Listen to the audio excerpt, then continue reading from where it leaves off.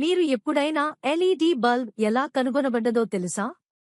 1962లో Nick హోలోన్యక్ అనే శాస్త్రవేత్త అంతర్జాతీయంగా మొదటి ఎల్ఈడి బల్బ్ను కనిపెట్టాడు. మొదట ఇది కేవలం రెడ్ కలర్ లైట్ మాత్రమే విడుదల చేసింది. కానీ కొన్ని దశాబ్దాల పాటు శాస్త్రవేత్తలు ప్రయోగాలు కొనసాగించడంతో వివిధ రంగుల ఎల్ఈడి లైట్లు వచ్చాయి. ఎల్ఈడి టెక్నాలజీ విప్లవాత్మక మార్పులు తీసుకువచ్చింది. ఇప్పుడంతా ఎల్ఈడి లైట్లను టీవీ, ఫోన్ల డిస్ప్లేలు, traffic lights, smart home lighting మొదలైన వాటిలో ఉపయోగిస్తున్నారు. విశేషమేమిటంటే ఎల్ఈడి లైట్లు సాంప్రదాయిక బల్బులతో పోలిస్తే 80% తక్కువ విద్యుత్ను వినియోగిస్తాయి.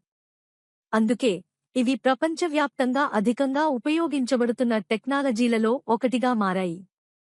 మీ ఇంట్లో ఎల్ఈడి లైట్లు ఉన్నాయా? మీకు ఇవి నిజంగా ఉపయోగకరంగా అనిపిస్తాయా? కామెంట్ చేయండి. ఇలాంటి ఇంట్రెస్టింగ్ నిజాలు తెలుసుకోవాలంటే లైక్ ఫాలో చేయండి.